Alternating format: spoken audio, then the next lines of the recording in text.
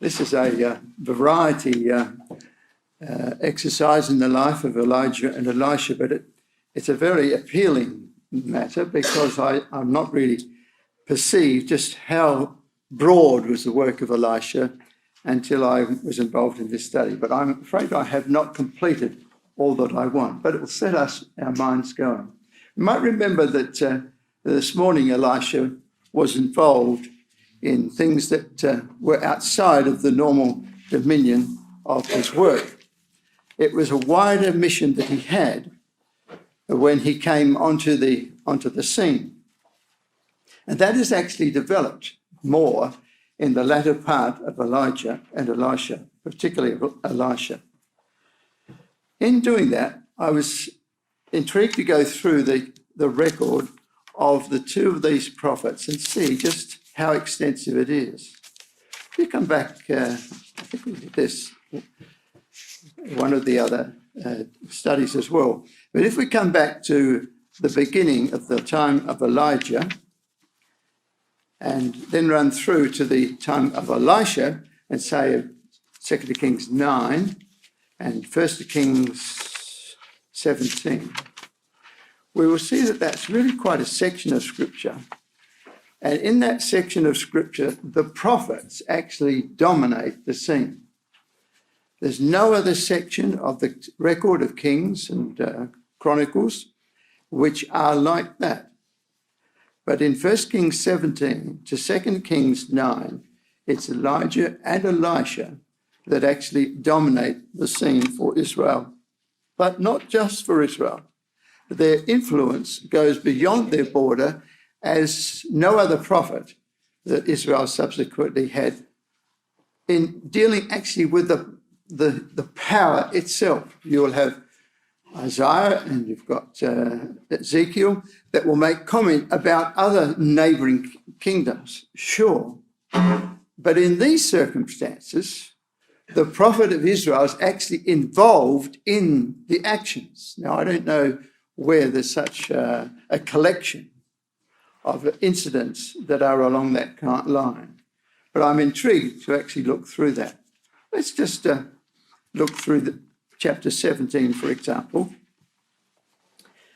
What dominates chapter 17? Is it the kings or is it the prophet?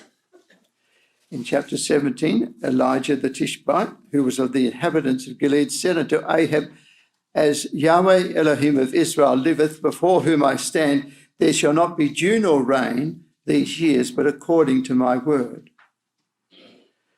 And so the prophet actually gets right involved in the central running of the kingdom.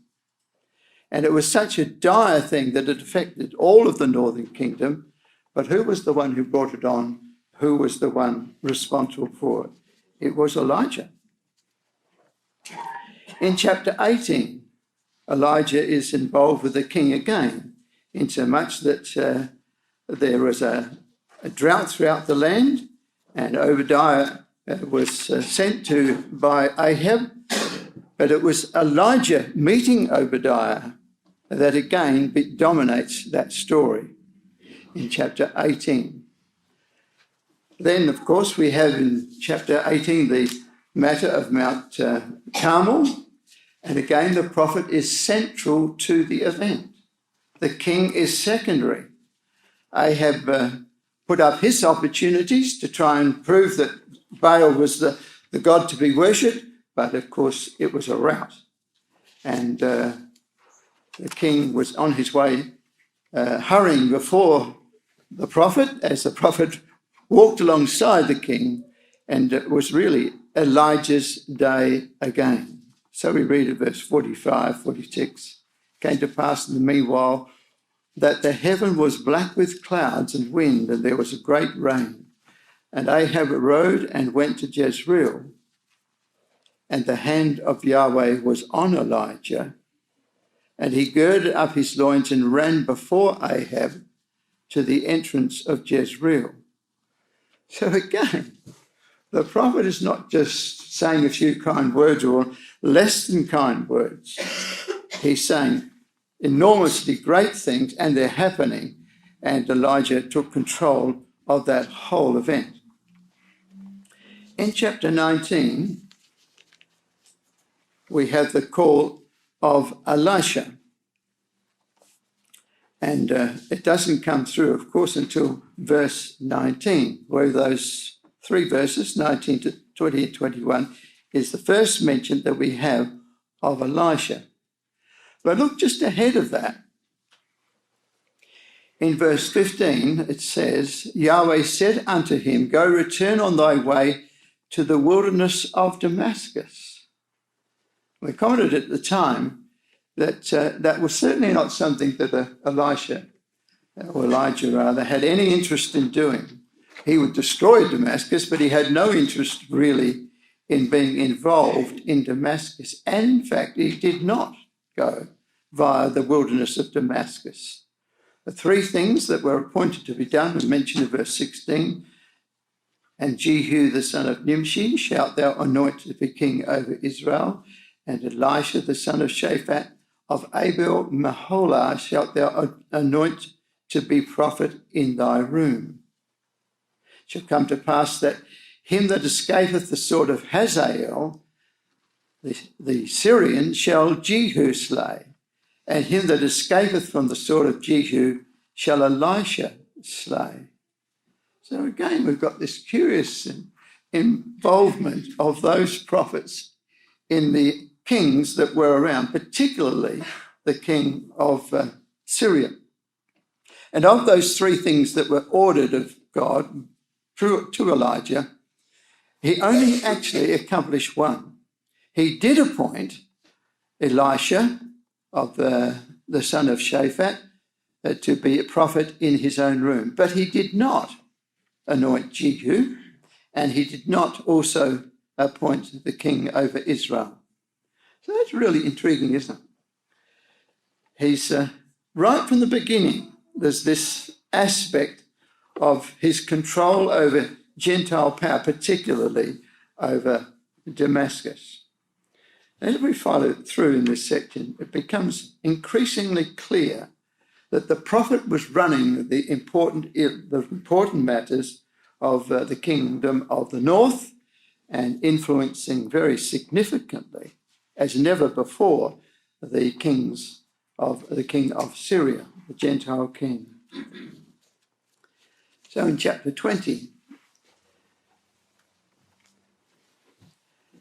in 1 Kings chapter 20, Ben-Hadad, the king of Syria, gathered all his host together. And there were 32 kings with him, and horses and chariots, and he went up and besieged Samaria and warred against it. Here's another case where we have the prophets in existence, and we have Israel, and we have Syria. This time, of course, Syria has made the initiative. And he sent messengers to Ahab, verse 2, king of Israel, into the city, and said unto him, Thus saith Ben-Hadad, Thy silver and thy gold is mine, I'll take what I like. Thy wives also and thy children, even the goodliest, are mine. And the king of Israel answered and said, My lord, O king, according to thy saying, I am thine, and all that I have. So Ahab cowers under the humiliating words of the king of Syria, and what shall be the outcome of that?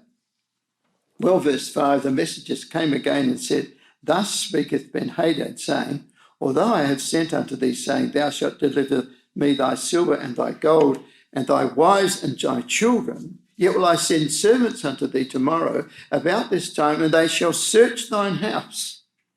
He's going to have the king of Syria's servants running through his houses to see what they could find, to loot the place. This is too much for Ahab. And the houses of thy servants, and it shall be that whatsoever is pleasant in thine eyes. No, that's just what I feel like. I think somebody's reading my interest as well. Thank you.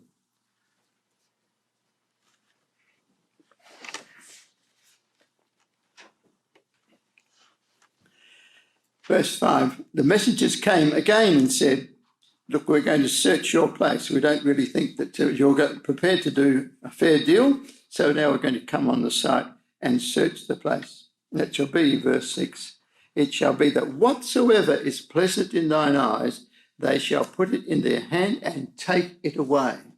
Well, it was an attempt to completely humiliate the king of Israel, Ahab. Then the king of Israel called all the elders of the land and said, Mark, I pray you, and see how this man seeketh mischief.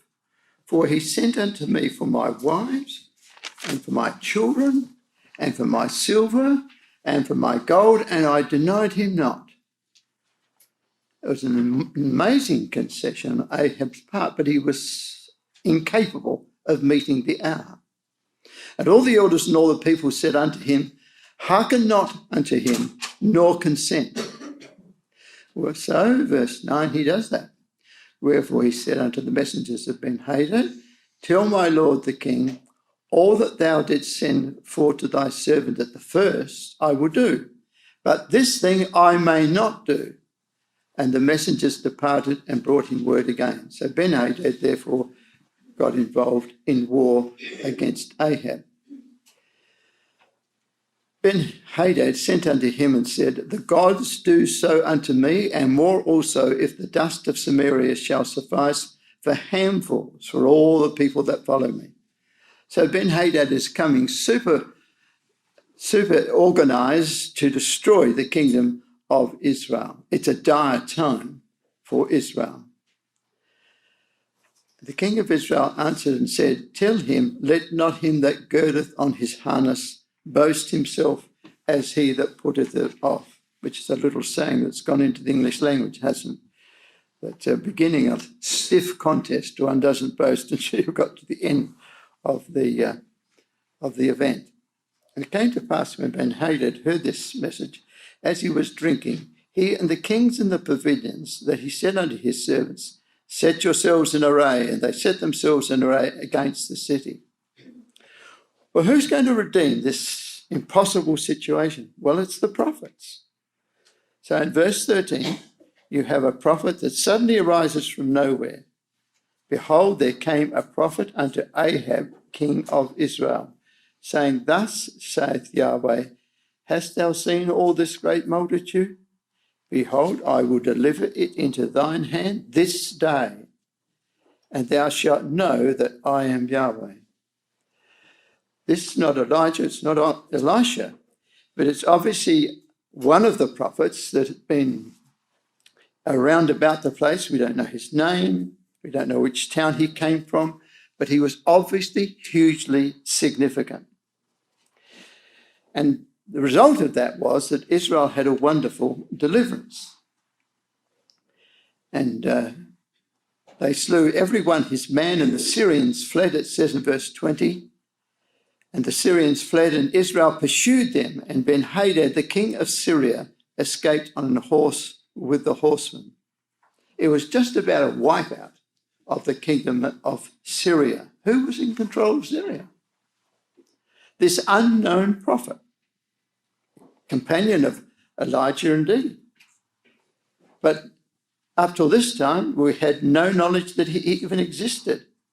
This is peculiar to this section of Scripture. I find it very fascinating that at this time, through the prophets, Israel had such ascendancy over the surrounding countries. In this record, it goes on to say in verse 22, that a second prophet, or perhaps the first one again, the prophet came to the king of Israel and said unto him, Go, strengthen thyself, and mark and see what thou doest. For at the return of the year, the king of Syria will come against thee again. The servants of the king of Syria said unto him, Their gods are gods of the hills. They do all right when they're on the hills, but when it's on the plain, we will beat them. We will defeat them. Therefore, they were stronger than we. But let us fight against them in the plain, and surely we shall be stronger than they. There came a man of God, verse 28, and spake unto the king of Israel and said, Thus saith Yahweh, because the Syrians have said, Yahweh is God of the hills, but he is not God of the valleys. Therefore will I deliver all this great multitude into thine hand, and ye shall know that I am Yahweh. Where do you get a record like this, my dear brothers and sisters, where the prophets are so intimately involved in these very great outworkings as far as Israel is concerned? That's an intriguing aspect of this period of time, in keeping with this sense that the writing seems to be portraying, that the effect of Elijah and Elisha was so great that it spread across the borders of the nation to the Gentiles. And there's a fourth one too that's mentioned in verse 35. A certain man of the sons of the prophets said unto his neighbour in the word of Yahweh, smite me, I pray thee. And the man refused to smite him. And then that goes on to other matters that involve, again, the destiny of the country. So in chapter 21, we come through to another incident which shows that it's the prophet that really has the control of the country. This is the incident, of course, of Naboth. The king wanted his property, and Jezreel found a way in which it could be achieved. And you think, well, her husband Ahab, he's showing that he's the run of the house, he's in control, and she works out this scheme whereby Naboth is destroyed. But at the end of the story, who is it that really succeeds in this event as well? Verse 17, the word of Yahweh came to Elijah the Tishbite, saying, arise, go down to meet Ahab, king of Israel, which is in Samaria. Behold, he is in the vineyard of Naboth, whither he is gone down to possess it. And thou shalt speak unto him, saying, thus saith Yahweh, hast thou killed? You got away with this, Ahab? You've destroyed Naboth, taken his property. Hast thou killed and also taken possession? And thou shalt speak unto him, saying, thus saith Yahweh, in the place where dogs lick the blood of Naboth, shall dogs lick the blood even thine. And Ahab said to Elijah, hast thou found me, O mine enemy? And he answered, I have found thee, because thou hast sold thyself to work evil in the sight of Yahweh. There was none like unto Ahab, verse 25, which did sell himself to work wickedness in the sight of Yahweh, whom Jezebel his wife stirred up. So the king, despite his great intentions, and now this time to take this property just out of his own evil desire, he's still, isn't he, at the beck and call of Elijah. There was none like unto Ahab, which did sell himself. And see verse 29, it is the prophet that gives Ahab even now a second time. But who runs the place? Who's really in control? It's the prophet. It's not the king. It's the prophet that is determining the outcomes of these incidents. And so it goes on. In chapter 22, it says, verse 1, there was 3 years war without war between Syria and Israel. So you can see that was a real period of battle between Israel and Syria through quite a period of time. And in all of this, the prophet's not just sitting down there opening his Bible, he's actually right in the thick of what is happening in Israel itself, determining its existence. So Elijah was a highly significant person. When we read of Elijah later on, of course, we find that he has yet still a destiny, hasn't he? And Malachi tells us in the last chapter of the Old Testament that Elijah's work is yet to come. He is a person of very great significance. The Lord has underlined the fact that Elijah will come, and he's going to have a significant run then as well. Well, he did earlier, because even in the encounters with Syria it was Elijah so often that determined what would happen.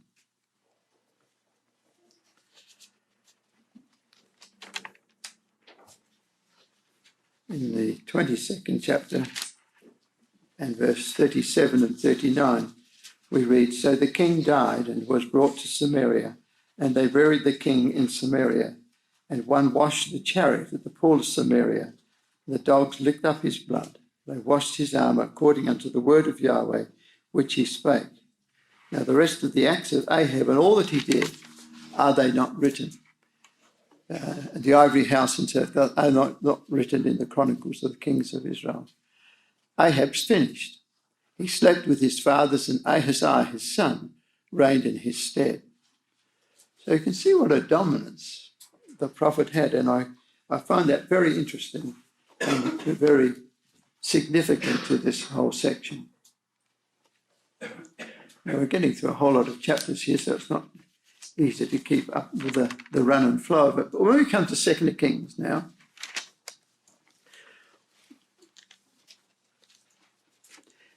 in the first of those chapters, Elijah really makes a fool of the king of Syria. Moab rebelled against Israel after the death of Ahab, verse 1.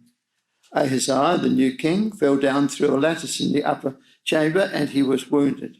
He sent messages and said unto them, "Go inquire of Baal-zebub, the god of Ekron, whether I shall recover of this disease." So here's the young prince. He's going to find his way to health, he thinks.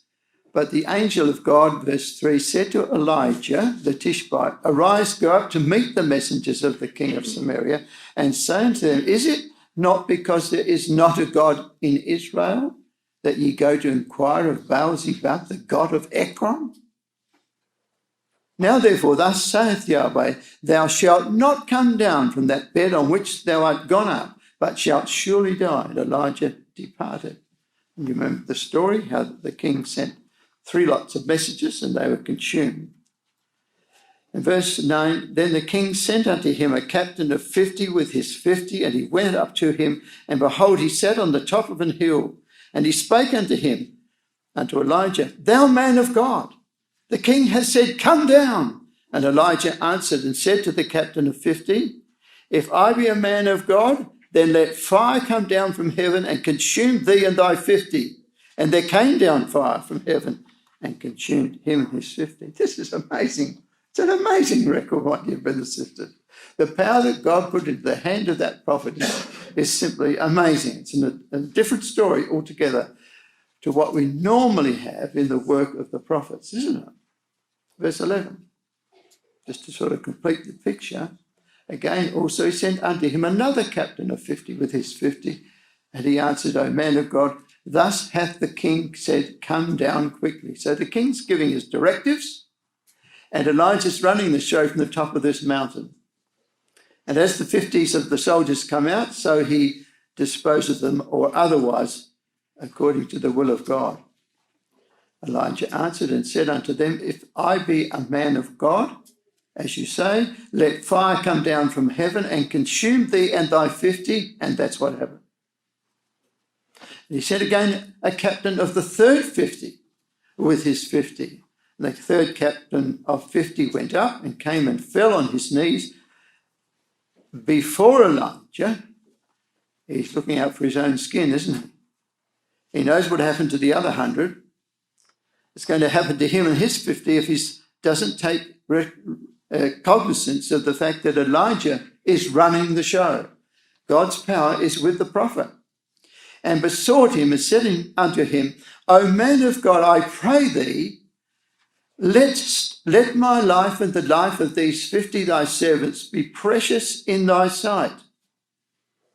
Behold, there came fire down from heaven and burnt up the 2 captains of the former 50s with their 50s. Therefore, let my life now be precious in thy sight. So the king's messenger is not dictating the terms. He's coming out there with petition. Please look after my life. His life is entirely in the hands of the prophet. What an interesting record. Not to be missed. God put exceptional power and ability to determine events immediate events in the hands of Elijah and Elisha. The angel of the Lord said unto Elijah, verse 15, Go down with him, be not afraid of him. And he arose and went down with him unto the king. And he said unto him, Thus saith Yahweh, for as much as thou hast sent messengers to inquire of Baal-zebub, the god of Ekron, is it not because there is no God in Israel to inquire of his word? This is the prophet talking to the king. Therefore thou shalt not come down off that bed on which thou art gone up, but shalt surely die. So he died according to the word of Yahweh which Elijah had spoken. And Jehoram reigned in his stead in the 2nd year of Jehoram, the son of Jehoshaphat, king of Judah, because he had no son. So again, the prophet runs the show. Very peculiar aspect of the record of Kings. On the top, it still says the 2nd of Kings, doesn't it? But really, it's not the kings that are running the shop at all. It's Elijah and the power of God through him. Well, chapter 2 of 2nd of Kings illustrates again. What's that chapter all about? It's a full chapter, and it's all about how the new prophet will come. There's nothing about the king at all. This is obviously the power of the kingdom. The election of the successor to Elijah is obviously of huge significance. But what does the king have to do with it? The new king or old king? Nothing at all. It's between these two prophets. The one passes on to the other the power that God had given him. So this chapter also is a statement of the power of the prophet in Israel as against all other causes. And all sorts of things like we have in chapter 2, verse 19, the men of the city said unto Elisha, Behold, I pray thee, the situation of this city of Jericho is pleasant, as my Lord said, but the water is naught, the ground barren. Who fixes the water problem? Bring me a new cruse and put salt therein. And they brought it to him. He went forth unto the spring of waters and cast the salt in there and said, Thus saith Yahweh, I have healed these waters. There shall not be from thence any more death or barren land. It's quite unique, isn't it? You don't find Isaiah doing things like that, or Jeremiah doing things like that in such a dramatic, outward, physical way. In this record here of these two kings, these two prophets, they really take control of the kingdom. What about chapter 3? We've been through chapter 3 in our studies, but just to see that in the context of this thought. Well, it's remarkable. Jehoram, the son of Ahab, began to reign over Israel in Samaria. The 18th year of Jehoshaphat, king of Judah, reigned 12 years. He wrought evil in the sight of Yahweh, but not like his father and like his mother, for he put away the image of Baal that his father had made. So he wasn't as bad as Ahab, but he was still a worshipper of the golden calves. Nevertheless, he cleaved unto the sins of Jeroboam, the son of Nebat, who constructed those calves, which made Israel to sin. He departed not then. Then we find that Mesha, king of Moab, breaks a covenant. In verse 4, we remember that story. He had supplied a very great number of lambs and wool to Mesha. Mesha rebelled because there was a new king, and so he thought, I'm no longer going to make this concession to him. What was the outcome? King Jehoram went out of Samaria, verse 6, the same time, and numbered all Israel. Went up and sent to Jehoshaphat, the king of Judah. Got him involved as well. So there's two kings. The king of Syria, the king of Israel, and now the king of Judah. The king of Moab hath rebelled against me. Wilt thou go with me against Moab to battle? He said, I will.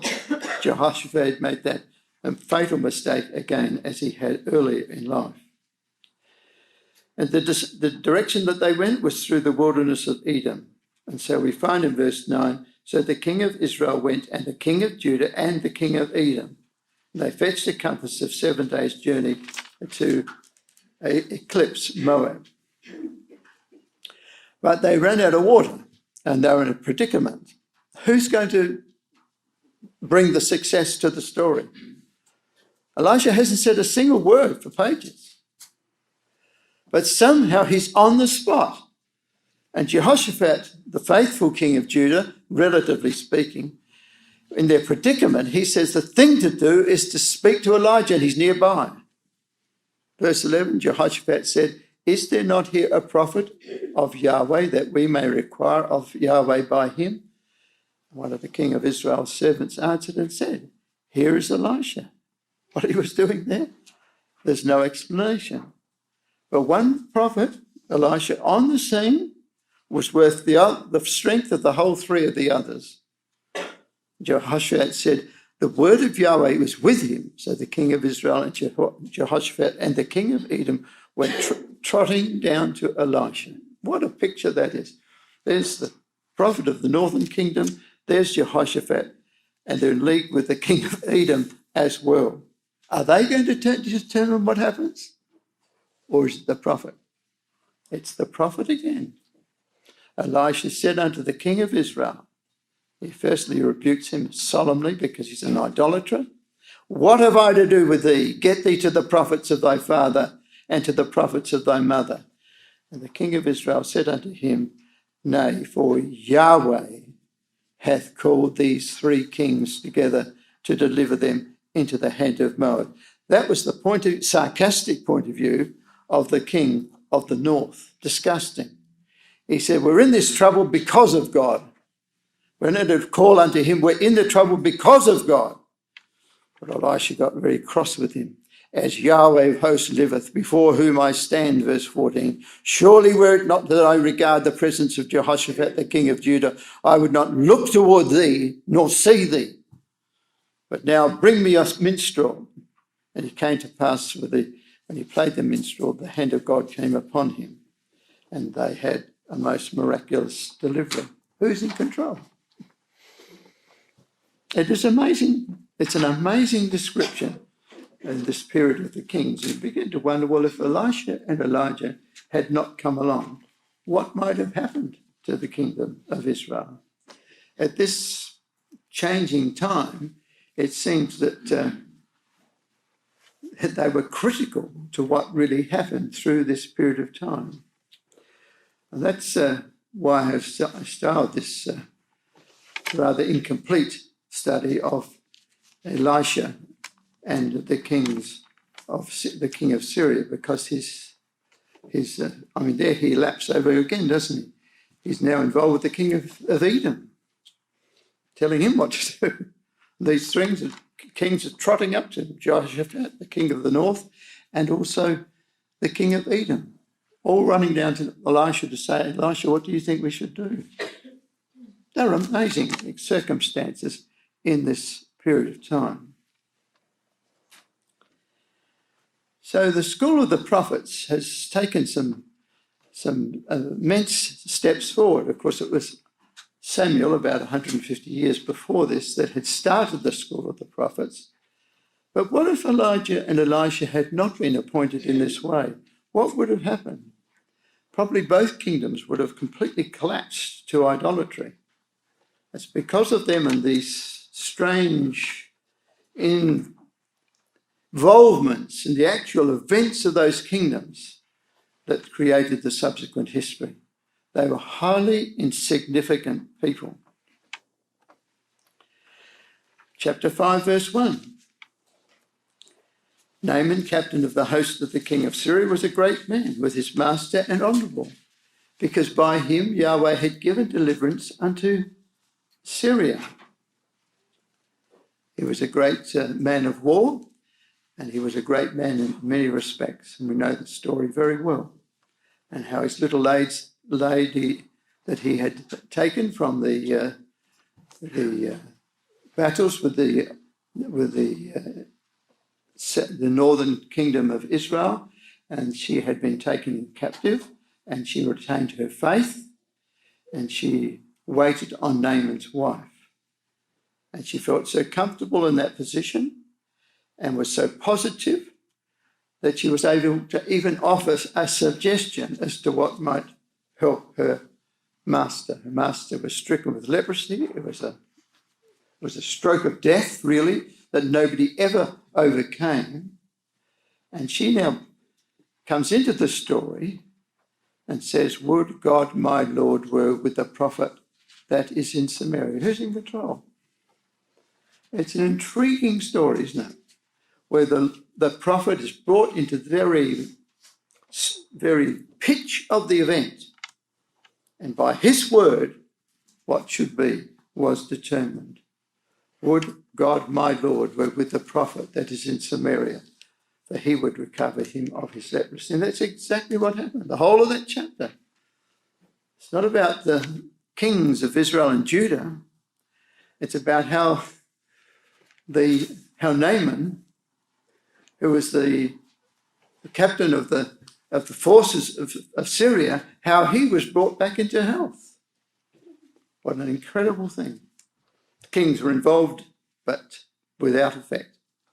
The king of Israel thought that he was being made fun of, in that the king of Syria had asked him to fix this man of his leprosy.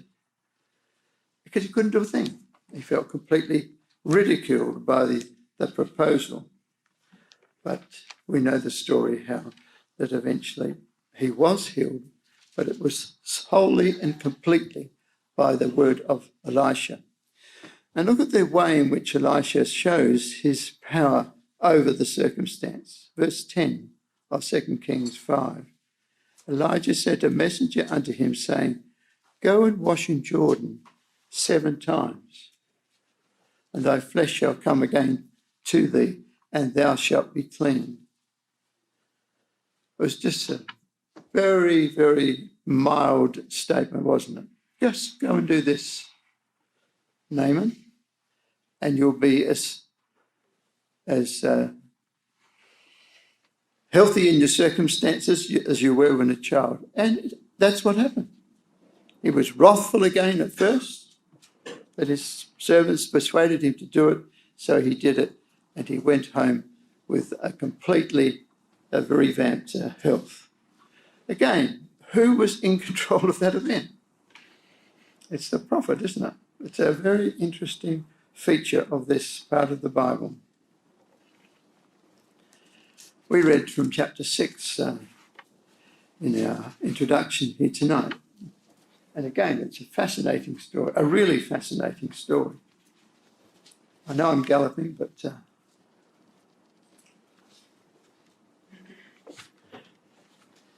getting through quite a few incidents to illustrate this general feature of the ministry of Elijah and Elisha.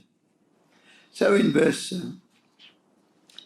8 of chapter 6, then the king of Syria warred against Israel and took counsel with his servants, saying, in such and such a place shall be my camp. And the man of God sent unto the king of Israel, saying, this is Elisha, the man of God, sent unto the king of Israel, saying, beware that thou pass not such a place, for thither the Syrians are come down. And the king of Israel sent to the place which the man of God told him, and warned him of, and saved himself there not once, not twice. Therefore the heart of the king of Syria was sore troubled for this thing. He was sending out these traps to take hold of the king of Israel, but every time he did, his soldiers went out and said, oh, we missed him. So they tried it again. They tried it a number of times. Every time they missed him. The king of Israel was not taken by his group that went out to take take him captive. And until the king of Syria thought, hey, just a minute. He always used to come that way. He's done it for a long time. That was his routine. We've looked into that and we worked it all out properly. But every time we miss him. So what's going on? And so he really brings it to his troops to say, one of you is letting the king of Israel know, and therefore he's making a different detour, and we're missing him because of that. Therefore the heart of the king of Syria, verse 11, was sore troubled for this thing. And he called his servants and said unto them, will ye not show me which of us is for the king of Israel? Who's who's the one who's betraying our cause? One of you is letting him know. I suppose you'd think that way after all, wouldn't you? Because it was the routine of the king of Israel. But every time the king of Syria did something to take him, to arrest him and his group, he's not there. And so he says, well, one of you has told him beforehand. Has to be somebody who's close, because only that person would know from the king. So the king investigates this matter, thinking that one of his own people has let the king of Israel off. But out of the blue, verse 12, one of his servants said, none, my lord, O king, but Elisha the prophet, that is in Israel, telleth the king of Israel the words that thou speakest in thy bedchamber. I love that verse. I think it's really cute, don't you? But remember, that's coming from a person who's a Syrian. He's sitting alongside the king. He said, no, you've got it all wrong, king. This is not coming from any of us. We're loyal to your cause. The king of Israel is getting the jump on the circumstances, because every time you speak, Elisha hears it. And Elisha tells the king of Israel, and so he doesn't go that way. It's Elisha that's the problem. Listen, brothers and sisters, that's amazing. This is not in Israel. This is in Syria. This is in the council of the king and his wartime cabinet, as it were. What are they talking about? Who's the strength? Who do we have to be worried about in Israel? Elisha. The message is really getting through. Who do you think that person might just be in verse 12? He's right up the top of the king's pile of generals. This is one chapter on from Naaman. Naaman was very important in the circumstances of the king. He was chief of the soldiers of Syria. What do you think? I think it's very likely that that's Naaman. Nay, one of his servants said, none, my lord, O king, but Elisha, the prophet, that is in Israel. So, in a mysterious and wonderful way, the strength of Judah, the strength of Israel, is being registered in Syria as coming from God's prophet, Elisha. He's being put down as the course, probably absolutely right. And if Elisha was wanting to do that, he could have done it. It seems to me that very much likely that he did. But it was he or someone that was informed by the prophet, and so they were able to avoid the capture of the Syrians. So, verse 13, he said, go and spy where he is, that I may send and fetch him. And it was told him, saying, behold, he is in Dothan. That is, Elisha is in Dothan. So now the king of Syria says, well, I'm going to get that fellow. I've had enough of all this. So he says, go and spy where he is, that I may send and fetch him. And it was told him, saying, behold, he is in Dothan, which is sort of in the middle of the northern kingdom, about halfway up. Therefore sent he thither horses and chariots and a great host, and they came by night and compassed the city about. Here's the city of Dothan then, and these soldiers of the Syrians have come and invested the city with this large number of horses and chariots.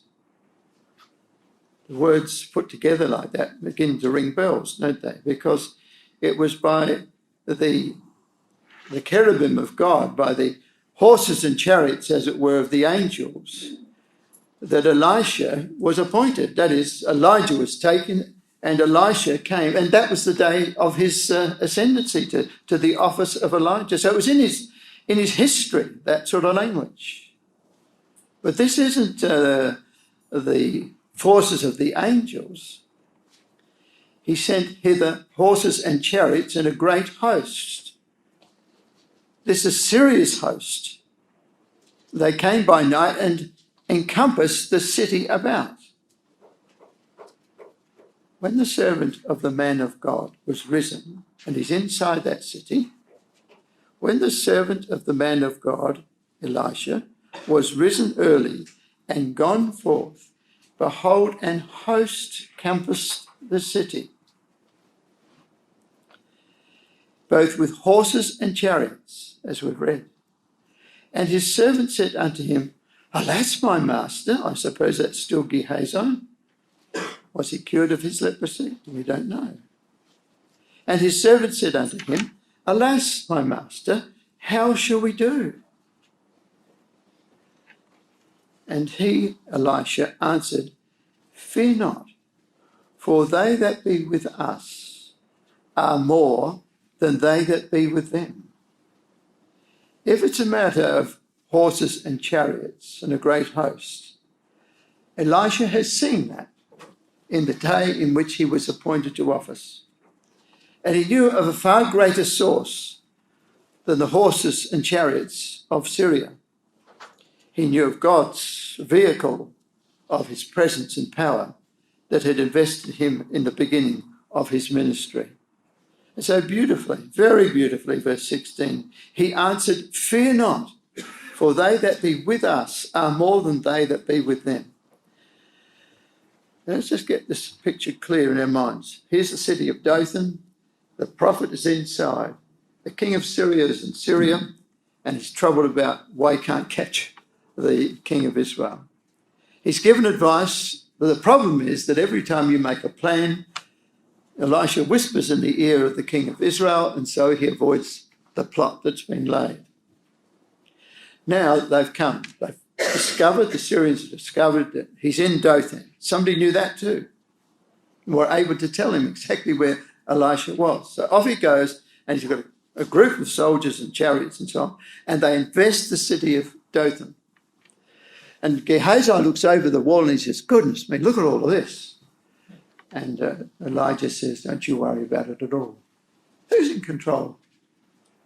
Who's running the ship? It's the prophet again, isn't it? Clearly and remarkably, like no other area of scripture that I know. When the servant of the man of God was risen early, verse 15, and gone forth, behold, a host compassed the city. All right, so Jotham is invested. And his servant said unto him, Alas, my master. But Elisha's answer is, Fear not, for they that be with us are more than they that be with them, because the hosts of the angels are above the prophet. The prophet knows that. He's been told that when he was brought into office. Gehazi couldn't see that because he didn't have the eyes of faith to see it.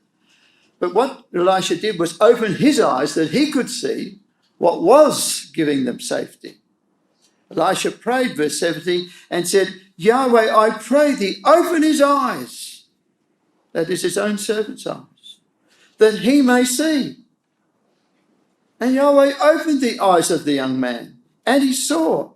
Behold, the mountain was full of horses and chariots of fire round about Elisha, according to the original investigation that he had when he was put into office. And when they came down to him, Elisha prayed unto Yahweh and said, Smite this people, I pray thee, with blindness. And God responded to that. The Elohim were awake to the opportunity. And he smote them with blindness according to the word of Elisha. Look at that. He smote them with blindness according to the word of Elisha. He's using at will almost the power and glory of God in this matter.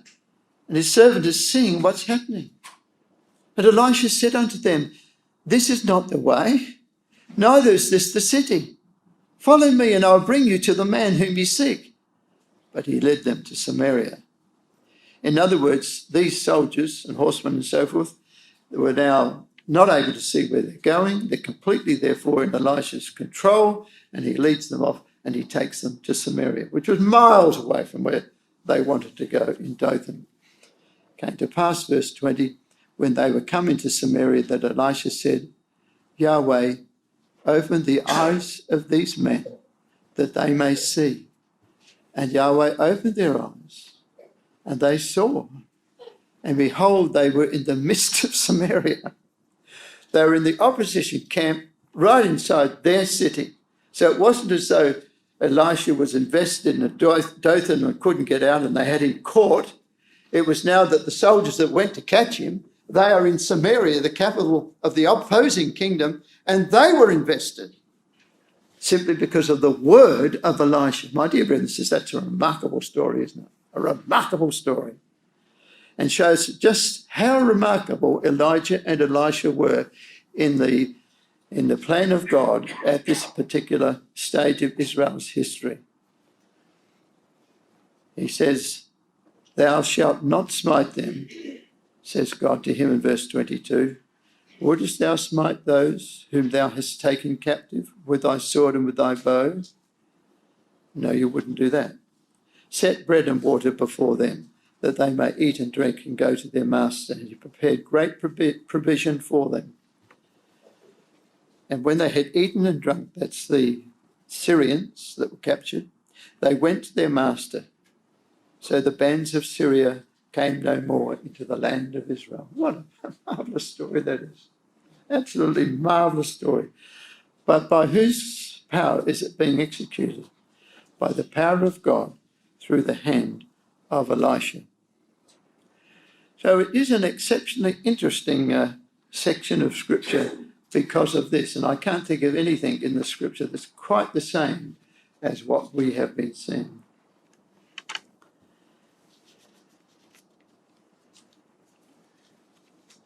In chapter 7, here again, who is the dominant force in this circumstance? Verse 30, say, verse chapter 6, just to get the sense of it. It came to pass when the king heard the words of the woman that he rent his clothes.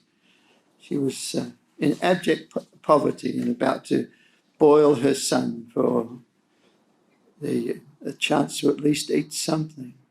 The king was brought to humility because of such a tragic consideration as a woman being driven to eat her son.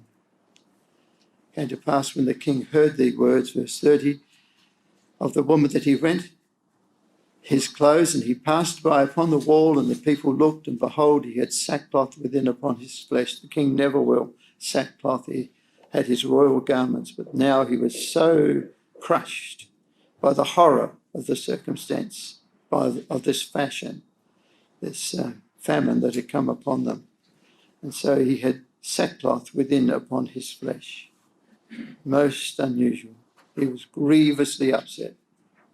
Then he said, God do so and more also to me, if the head of Elisha the son of Shaphat shall stand on him this day. So the foolish king of Israel, rather than say that he should pray unto his God or go through Elisha, he wants to blame Elisha. He wants to blame God for that which has happened. God do so and more also to me, if the head of Elisha the son of Shaphat shall stand on him this day. So the contest is on again. Who's running the place? But Elisha sat in his house, and the elders sat with him. And the king sent a man from before him. But ere the messenger came to him, he said to the elders, see ye how this son of a murderer hath sent to take away mine head. Look, when the messenger cometh, shut the door, hold him fast at the door. This is the king's messenger. Get hold of the king's messenger, bind him up, shut the door, and that'll be the end of his mission. Is not the sound of his master's feet behind him? His master, of course, was the king of Israel, and true enough he was. While he yet talked with them, verse 33, behold, the messenger came down unto him, and he said, behold, this evil is of Yahweh. What should I wait for Yahweh any longer? How did the whole issue turn out? Who was in control? The faithless king of Israel or the faithful prophet Elisha? Well, verse 1 of chapter 7. Are we galloping too much? Keeping up with the gist of the story? Elisha said, "Hear ye the word of Yahweh. Thus saith Yahweh, tomorrow about this time, 24 hours' time, shall a measure of fine flour be sold for a shekel, and 2 measures of barley for a shekel in the gate of Samaria. Cheap prices, food plenty, and good quality, and a very cheap price, 24 hours' time." It was a remarkable prophecy, wasn't it? And he tells that to his servants. Then the Lord, on whose hand the king leaned, answered the man of God and said, "Behold, if Yahweh would make windows in heaven, like just immediately, might this thing be? There's no possibility that this could ever be." And he said, "Behold, thou shalt see it with thine eyes, but shalt not eat thereof." And so it tells us about the leprous men who discovered that the Syrians had gone. Who was in control of the place? Clearly, the prophet was in control. And the powers of, whether it's the king of Israel or whether it's the king of Syria, are underneath his sway.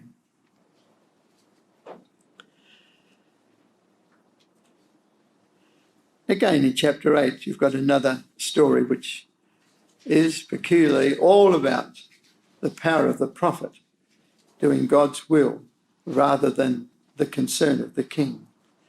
It's right through this whole section we're finding that the work of Elisha is so remarkable in the destiny that Israel were undertaking. In the 13th chapter, just to complete this series, and I wouldn't say that this is a summation of all of the cases, but it says this in chapter 13.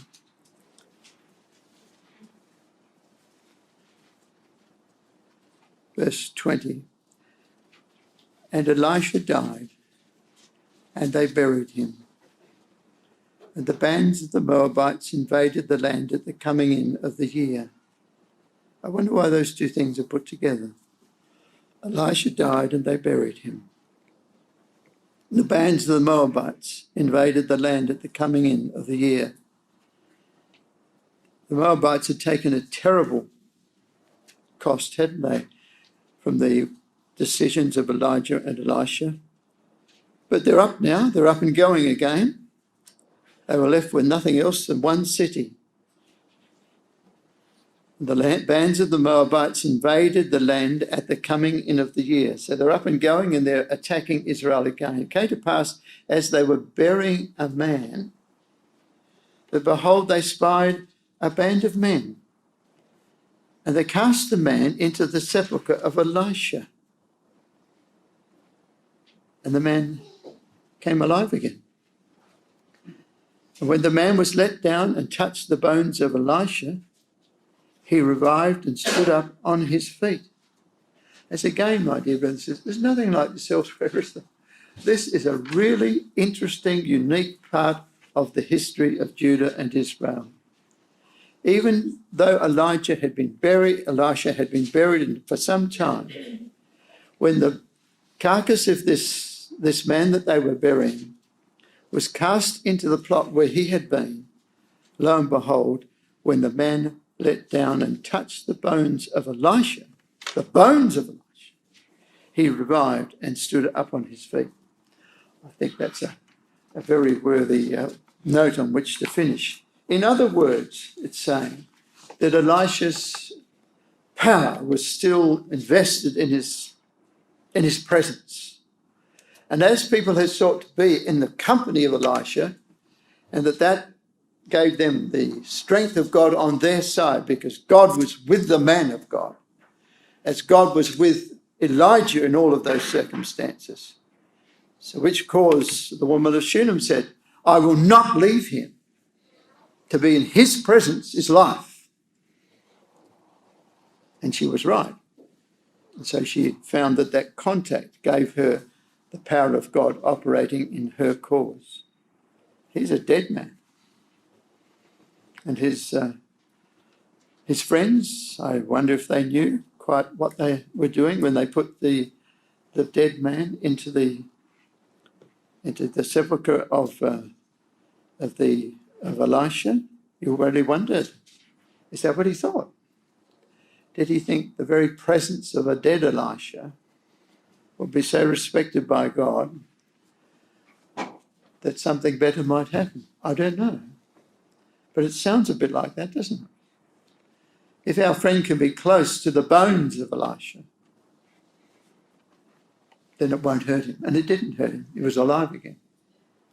That never happened in any other case as well.